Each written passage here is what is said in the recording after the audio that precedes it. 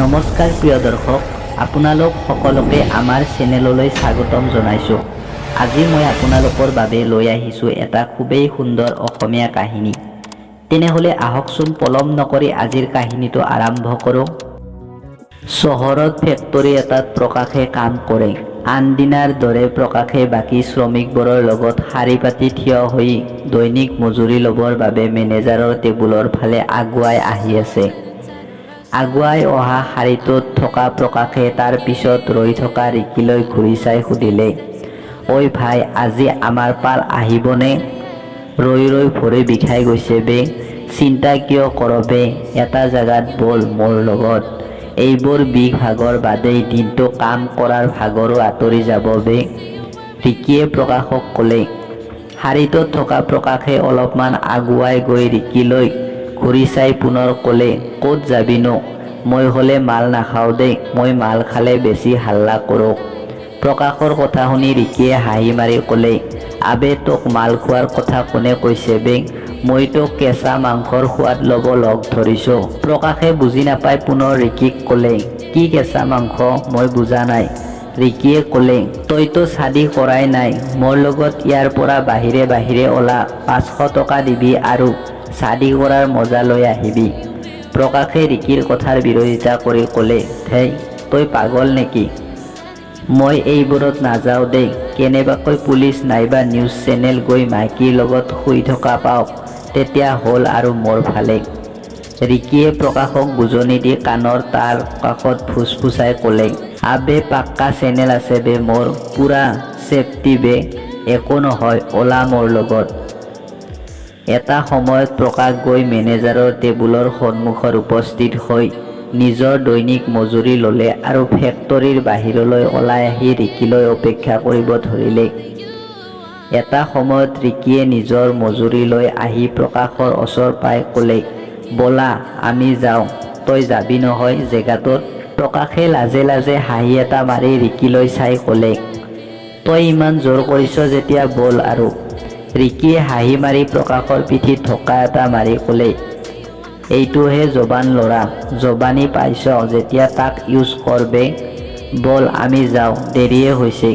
Ricky আৰু প্ৰকাশে ৰিকিয়ে কোৱা সেই গুপ্ত পতিতালয়ৰ ফালে চিটি বাছত উঠি যাত্ৰা কৰিলে আৰু এটা সময়ত অভাৰব্ৰিজ এখন পাৰ হৈ বাছখন ৰখিলে।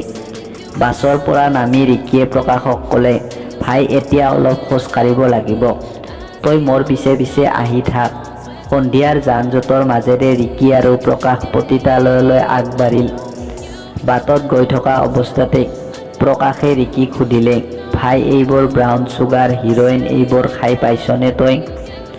প্ৰকাশৰ কথা শুনি ৰিকিয়ে থমকি ৰৈ প্ৰকাশক ক'লে, তই সেই মালটো দেখিছ জানো কেনেকুৱা?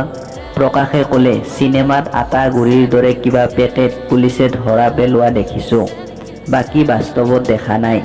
এটা জেগাত আছে, তাত পাই এইটো মাল, কিন্তু মোৰ লগত আজি পইচা নাই ন। হাতত যিটো টকা আছে মাইকীটোক দিবগৈ লাগিব বে, হ'লে আজি কিনিলো হয়। ৰিকিয়ে ক'লে। প্ৰকাশে ক'লে, তই টকাৰ কথা চিন্তা নকৰিবি, মই দিম, কিন্তু আজি খাই চামেই। তই মাথো মালটো কিনিব ওলাবি মোৰ লগত। ঠিক আছে। আমি জেগাটোৰ পৰা উভতি আহোঁতে বাটত দোকান এটা আছে, তাৰ পৰা এইটো মাল কিনিম, হ'ব?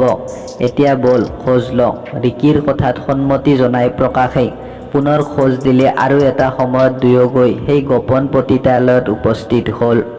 পতিতালয় পোৱাৰ পিছত ৰিকি অন্য এটা কোঠালৈ সোমাই গ'ল আৰু প্ৰকাশ অন্য এটা কোঠালৈ সোমাই গ'ল। কোঠাটোৰ ভিতৰত সোমাই প্ৰকাশে মহিলাগৰাকীলৈ চাই ক'লে, আপোনালোক কিমান গৰাকী আছে? মহিলাগৰাকীয়ে ক'লে, তই কি ইয়াত কথা সুধিবলৈ আহিছ নেকি? যি কামত আহিছ তাত মন দে। প্ৰকাশে ক'লে, লগৰ এটাই জোৰ কৰি মোক ইয়ালৈ লৈ আহিছে, আপুনি এই টকা 500 লওক আৰু মোক কিছুপৰ এই কোঠাটোত বহি থাকিব দিয়ক। প্ৰকাশৰ কথা শুনি মহিলাগৰাকী আচৰিত লাগিল আৰু প্ৰকাশে দিয়া 500 টকাটো লৈ কাৰোবাৰ সৈতে ফোনত কথা পতাত ব্যস্ত হৈ পৰিল। সময় বাগৰিল। প্ৰকাশ কোঠাটোৰ পৰা ওলাই গৈ ৰিকিক বাৰান্দাত ৰৈ থকা দেখা পালে। প্ৰকাশক ওলাই অহা দেখি ৰিকিয়ে তালৈ হাঁহি এটা মাৰি চাই ক'লে, মনটো কেনে লাগিছে ক ভাই? প্ৰকাশে ক'লে, একদম মজা। বল এতিয়া এই ঠাইৰ পৰা আঁতৰি যাওঁ, নহ'লে ইয়াত নিউজ চেনেলৰ মানুহ আহি পাই যাওক, তেতিয়া আমাৰ 12 বাজিব। এতিয়া সেই হিৰইন নে ব্ৰাউন চুগাৰ কি হয় সেইটো কিনগৈ বল। খোজকাঢ়ি আগবাঢ়িল আৰু এটা সময়ত সিহঁত গৈ এখন দেওবৰীয়া বজাৰৰ চুকত বন্ধ হৈ থকা এটা সৰু গুমটিৰ দোকান এখনত সন্মুখত উপস্থিত হ'ল। প্ৰকাশে ৰিকিৰ ফালে চাই ক'লে, তই পাগল নেকি? আজি বুধবাৰৰ দিনা মোক এই দেওবৰীয়া বজাৰৰ দিনা বহা এই বন্ধ দোকানলৈ লৈ আহিছ যে? ৰিকিয়ে হাঁহি এটা মাৰি প্ৰকাশলৈ চাই ক'লে, আবে তই চাই থাক না মই কি কৰোঁ। ৰিকিয়ে দোকানৰ ফালে আগুৱাই গৈ জপাই থোৱা ছাটাৰখনত হাতেৰে 3টা টকৰ মাৰি পুনৰ পিছুৱাই আহিল। কিছুপৰ পিছত দোকানখনৰ ভিতৰৰ পৰা পিছফালৰ দৰ্জা খুলি এজন লোক ওলাই আহি ক'লে, কিমান লাগে? ৰিকিয়ে প্ৰকাশৰ ফালে চাই ক'লে, 500 টকা এটা দে মোক। প্ৰকাশে ৰিকিক 500 টকাৰ নোট এটা উলিয়াই দিলে আৰু ৰিকিয়ে নোটটো দোকানীজনক দি ক'লে, 500 টকাৰ মাল দিয়ক। দোকানীজন দোকানৰ ভিতৰলৈ সোমাই গ'ল আৰু কিছুপৰ পিছত দোকানৰ পৰা ওলাই আহি সিহঁতক পেকেট 2টা দিলে। ৰিকিয়ে তাৰে এটা পেকেট নিজৰ লগত ৰাখি আনটো পেকেট প্ৰকাশৰ হাতত গুজি দিলে আৰু দুয়ো ঘৰমুৱা হ'ল। উভতি অহাৰ বাটত প্ৰকাশে ৰিকিক ক'লে, এইটো বৰ টকা থকা ব্যৱসায়চোন, মই কৰিব পাৰিমনে আমাৰ ফালে? এই যে মালটো কিনিছো, এই দোকানখনৰ পৰাই তই কেইদিনমান মালটো কিনি ল, তেতিয়া দেখিবি তই সিহঁতৰ লগত ফ্ৰী হৈ গৈছ। তেতিয়া সিহঁতক সুধিবি, সিহঁতে তোক লিংক দি দিব। এটা সময়ত প্ৰকাশ আহি নিজৰ ভাড়া ঘৰ পালে। কথাবোৰে তাৰ মনত বৰ অশান্তি কৰিব আৰম্ভ কৰিলে। সি নিজৰ বিচনাৰ তুলিখন দাঙি চাই দেখিলে তুলিৰ তলত টকা 20,000 আছে। সি তুলিখন পুনৰ জপাই থৈ শুই পৰিল, কিয়নো ৰাতিপুৱা সোনকালে সি ফেক্টৰীলৈ যাব লাগিব। ৰাতিটো পাৰ হ'ল। ভাতকেইটা খাই প্ৰকাশে ফেক্টৰীলৈ ৰাওনা হ'ল। ফেক্টৰী পাই কাম বন কৰি ছুটিৰ পিছত এটা সময়ত প্ৰকাশে ঘৰলৈ নাহি পুনৰ সেই বজাৰৰ মাজৰ দোকানখনলৈ ৰাওনা হ'ল। দোকানখনত গৈ পাই প্ৰকাশে ছাটাৰত 3টা টকৰ মাৰিলে আৰু আগদিনাৰ দৰেই ভিতৰৰ পৰা দোকানীজন ওলাই আহি ক'লে, কিমান লাগে? প্ৰকাশে ক'লে, মই কালি আহিছিলোঁ, কিন্তু মোক সৰহকৈ লাগে। মই বেলেগ এটা জেগাত বিক্ৰী কৰিম। মোক এতিয়া আপুনি 10,000 মানৰ মাল দিয়ক। দোকানীজনে ক'লে, মোৰ লগত এতিয়া নাই, কিন্তু আপোনাক যদি সৰহকৈ লাগে আপুনি আজি ৰাতি 9 বজাৰ পিছত আহিব। মাল অলপ ডেলিভাৰী দিবলৈ ল'ৰা এজন আহিব, মই তাৰ লগত আপোনাক লগ কৰাই দিম।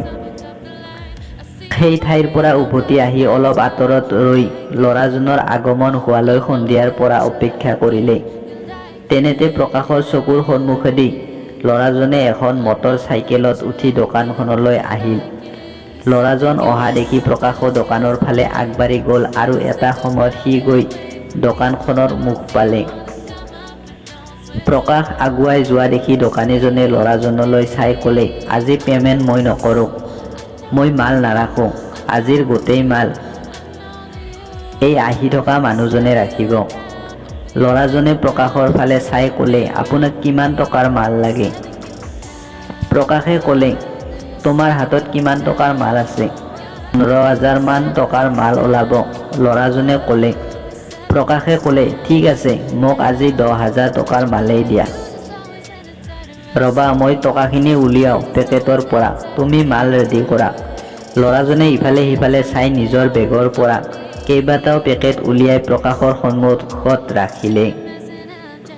তেনেতে প্ৰকাশে হাতখন নিজৰ পিঠিৰ ফাললৈ নি এটা গ্লক পিষ্টল উলিয়াই ল'ৰাজনলৈ ধুৱাই ক'লে, হাত ওপৰলৈ কৰ, বল এতিয়া থানালৈ। ল'ৰাজনে নিজৰ হাত দুখন ওপৰলৈ কৰিলে। সেই সময়তে কাষতে ৰৈ থকা দোকানীজনে ক'লে, কি ধেমালি কৰিব আহিছে এইবোৰ, কোন হয় আপুনি? প্ৰকাশে হাঁহি হাঁহি ক'লে, হা, মই ইন্সপেক্টৰ প্ৰকাশ কলিতা, মই আণ্ডাৰ কভাৰ হৈ কাম কৰোঁ। নিউজ পেপাৰ পঢ়িলে মোৰ বিষয়ে গম পাবি, মাহত 2বাৰকৈ মোৰ নাম ওলায়। এতিয়া কাইলৈ তহঁতো ওলাবি, শুভেচ্ছা জনালোঁ।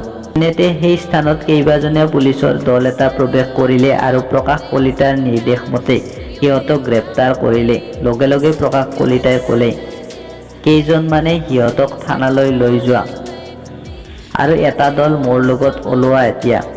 তেনেতে পুলিচৰ দলটোৰ মাজৰে এজনে সুধিলে, ছাৰ ক'লৈ যাম আমি? প্ৰকাশ কলিতাই ক'লে, যাম এঠাইত, মানে এটা জেগাত, য'ত এচামে দিনটোৰ অন্তত নিজৰ গাৰ বিষ আৰু ভাগৰ মাৰিবলৈ যায়। ইন্সপেক্টৰ প্ৰকাশ কলিতাৰ নীলা লাইট জ্বলা গাড়ীখন অবৈধ পতিতালয়ৰ দিশে আগবাঢ়িল আৰু কিছুপৰ পিছত দেহ ব্যৱসায়ত জড়িত লোকসকলক গ্ৰেপ্তাৰ কৰিলে। ধন্যবাদ প্ৰিয় দৰ্শকসকল, আজিৰ কাহিনীটোৰ পৰা আপোনালোকে কি শিকিলে আৰু এই ইন্সপেক্টৰ প্ৰকাশ কলিতাই ভাল কৰিলে নে বেয়া কৰিলে তাক এবাৰ আপোনালোকে কমেণ্টত জনাবচোন। আৰু কাহিনীটো পঢ়ি ভাল লাগিলে ভিডিঅ'টোত এটা লাইক কৰি আমাক উৎসাহিত কৰিব। ধন্যবাদ।